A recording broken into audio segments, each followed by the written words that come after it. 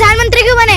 आप तो जब चाय बेच रहे थे तभी सही था, तब गलतियां होती तब कौन मायने रखता कि हो गई, चल चाय वाले से गलती हो गई, कोई बात नहीं। प्रधानमंत्री की गलती हुई है, बहुत बड़ी बात हुई। आपकी कुर्सी तो छिनने वाली है। आप तो कहते थे ना फकीर हूँ, झोला उठा के कभी भी चला जाऊंगा, तो ये आपकी फकीरगिरी जो है हमारे को पसंद नहीं आई। और आपका झोला ही कितना बड़ा है, हर झोले में रेल, तेल, जहाज, भेल सब कुछ तो चला गया।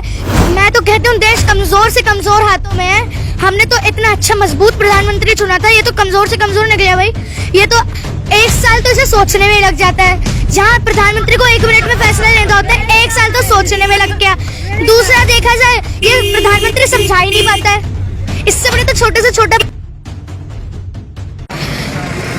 किसानों की ऐतिहासिक जीत है। बहुत खुश हूँ मैं इस फैसले पे।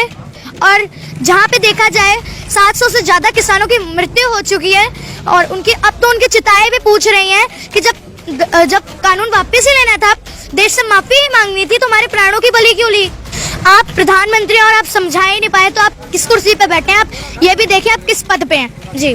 तो क्या लगता है आपको? अभी तो बीच में तो आप कह रहे थे किसान तो छोटे से हैं, मुट्ठी भर किसान भी नहीं होंगे, है ना? और आप तो बहुत अफवाहें भी फैलाई थी आपने, किसान अफगानिस्तान के हैं किसान, है ना? बहुत सारे अफवाहें। अब आप क्या कह रहे हैं, समझा नहीं पाए? यही मेरे को आपका पसंद है। ये सारे ही खुश नहीं है। अभी देखा जाए तो जितने भी 100% मान लीजिए इस देश में है, वो सारे ही खुश नहीं है। उनमें से 1-2% होंगे जो अंधभक्त कहलाए जाते हैं, वो खुश हैं क्योंकि वो अंधभक्ति में ही रहते हैं। उन्होंने कभी जिंदगी में आंख खोल के नहीं देखा कि क्या समाज में चल रहा है, क्या दुनिया में चल रहा है और क्या हमारे देश में ही चल रहा है। पेट्रोल डीजल भी सस्ता कर दिया। पेट्रोल डीजल अभी भी महंगा है, पहले भी महंगा है। पहले तो बहुत सस्ता था। जहाँ कहते हैं कांग्रेस ने नेहरू जी की इतनी बुराइयां करते हैं कि नेहरू जी ने कुछ नहीं किया है ना? तो आप देख ही सकते हैं नेहरू जी का मैं काम करवाऊँ, उन्होंने अभी देखा जाए तो भाखड़ा नंगल डैम का उद्घाटन उन्होंने कराया, है ना? और रेल, तेल, भेल भी उनके अंदर ही बहुत सस्ती रही। पेट्रोल तो कांग्रेस सरकार के अंदर कितना ही सस्ता रहा है, आप देख सकते हैं, और आप उनकी ही बुराई कर रहे हैं।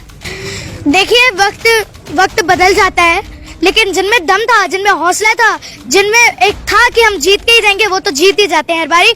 ये मुझे पता है कि किसानों में दम था, हौसला था, इस बारी वो जीत रहे हैं। जैसे किसानों ने मुंह तोड़ जवाब दिया है, आप देख ही सकते हैं। कल परसों में संसद में हो जाएगा वापस बिल, तब किसानों की ऐतिहासिक जीत होगी। इस जीत को कैसे देखती हो? मैं इस जीत को देखती हूँ, इस नजर से देखती हूँ कि किसान हर तरह से सही रहता है और अपनी बात पूरी रखता है, अच्छे से रखता है जी। ये तो मोदी की मर्जी चल रही है। मोदी की मर्जी में आप देख सकते हैं अंधे कानून में किसान मर रहे हैं, जीएसटी में व्यापारी मर गए, आप देख सकते हैं लॉकडाउन में मजदूर मर गए, और नोटबंदी में जवान मर गए। मोदी ने सबको तो मार ही दिया है। और ये 56 इंच का जो सीना है पत्थर बन गया है, लाशों की अंबारें खड़ी कर रहा है। लेकिन अब कहीं ना कहीं पिघला है जी। देखिए जब एक साथ 100-500 हथौड़ियाँ चलती हैं तो बड़े से बड़ा पत्थर भी टूट ही जाता है। कुछ लोग कहते हैं देश मजबूत हाथों में, मोदी है तो मुमकिन है। मोदी है तो मुमकिन है, मोदी है तो मैं तो कहती हूँ मोदी है तो मुश्किल है जी। आपको नहीं लगता है कि देश मजबूत हाथों में? जी आपको नहीं लगता देश मजबूत हाथों में? मैं तो कहती हूँ देश कमजोर से कमजोर हाथों में है। हमने तो इतना अच्छा मजबूत प्रधानमंत्री चुना था, ये तो कमजोर से कमजोर निकला भाई। ये तो 1 साल तो इसे सोचने में लग जाता है, जहाँ प्रधानमंत्री को 1 मिनट में फैसला लेना होता है, 1 साल तो सोचने में लग गया। दूसरा देखा जाए, ये प्रधानमंत्री समझा ही नहीं पाता है। इससे बड़े तो छोटे से छोटा बच्चा भी अपने माँ बाप को समझा लेता है। एक टॉफी लेने के लिए, एक चॉकलेट लेने के इतने बड़े पद पे बैठे हैं, इतने बहुत बड़ी उम्र के, ये भी नहीं अपने जनता को नहीं समझा पा रहे, तो क्या बच्चा ही समझा लेता है भाई अपने माँ बाप को? तो जी नहीं तो क्या लगता है कमजोर हाथों में देश? जी बिल्कुल कमजोर हाथों में। फिर भी लोग कहते हैं कि पेट्रोल डीजल चाहे 500 पार हो जाए, लेकिन देश मजबूत होना चाहिए। शेर पाला है तो खर्चा तो झेलना पड़ेगा। शेर पाले क्यों रहे हो जब शेर आपको ही खाया जाएगा कल परसों में जी। ऐसे कैसे खा जाएगा? देखिए शेर पालतू जानवर नहीं होता है, शेर जंगल में ही सही है, उसको अपनी ही जगह रहने दो। शेर पाला है, शेर पालोगे तो खर्चा तो होगा ही। शेर पालना ही हमारे को क्यों? हमारे को ये शेर पसंद नहीं आया है, ये शेर की फकीरगिरी हमारे को पसंद नहीं है, ये शेर का झोला पसंद नहीं आ रहा है। जो शेर ने इतने सारे बब्बर शेर जो हैं, ये बब्बर शेर है, 1 साल में तो यही लेंगे कि हमारे को शिकार कैसे करना है। आप प्रधानमंत्री क्यों बने?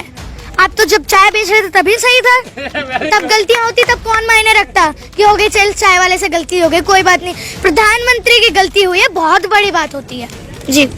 कांग्रेस की जब सरकार चल रही थी तब तो कोई गलतियां नहीं हुई। देखिए, जब भी कोई अच्छी सरकार काम करती है, जैसे अभी केजरीवाल सरकार काम कर रही है, जब भी कोई अच्छा आदमी काम करता है तो 100 लोग तो बुराई करने खड़े ही होते हैं जी।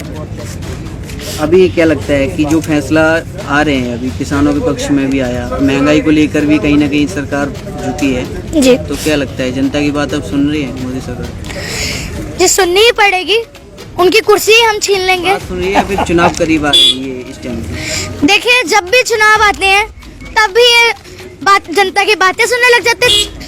आप चुनाव में रैलियां निकलवाते हैं, बंगाल में आपने कोरोना में कितनी रैलियां निकलवाई थी, और जैसे चुनाव के बाद तो रैलियां आपकी खत्म हो जाती हैं।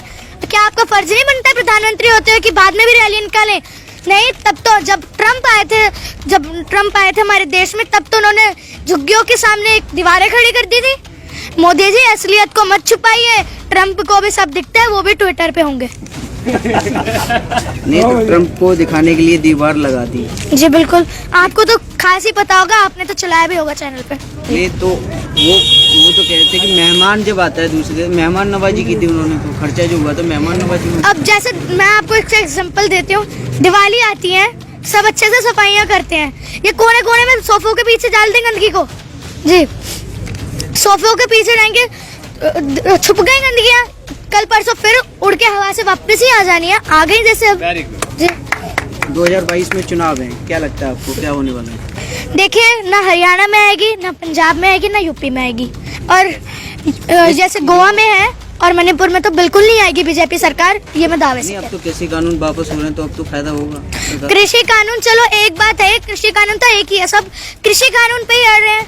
अभी नई नई बात हुई तो क्या, पहले भी बहुत ऐसे काम है इन्होंने जो किए हैं, जीएसटी लगाया था इन्होंने, टैक्स लगाया, नोटबंदी तक कर दी थी इन्होंने, ये गलत नहीं था? इसमें नहीं देखेगी सरकार जी? जनता ना खुश है, जनता अपनी आंखों से देख रही है, जनता की आंखें हैं, हर जनता अंधभक्त नहीं होती है जी। लास्ट में आप सरकार से क्या कहना चाहेंगे? मैं सरकार से यही कहना चाहूंगी कि जो अच्छा काम करते हैं उनका तो आप विरोध करते हो, आपकी कुर्सी तो छिनने वाली है। आप तो कहते थे ना, फकीर हूँ, झोला उठा के कभी भी चला जाऊंगा, तो ये आपकी फकीरगिरी जो है हमारे को पसंद नहीं आ रही। और आपका झोला ही कितना बड़ा है, हर झोले में रेल, तेल, जहाज, बेल, सब कुछ तो चला गया। टाटा भी एयर इंडिया को भेज दिया। और हाँ, किसान किसी के सामने नहीं झुकते हैं, किसान झुकाने पे आ जाते हैं, ये आपने आज हमने देख ही लिया है। और अंबानी अडानी है कौन? अब तो मोदी जी आपको तो धोखा ही दे दिया, अंबानी ने चले गए विदेश में, बना ली उन्होंने, जमीन खरीद ली, धोखा दे के चले गए। मैं लानत है ऐसे प्रधानमंत्री पे, लानत है ऐसे प्रधानमंत्री।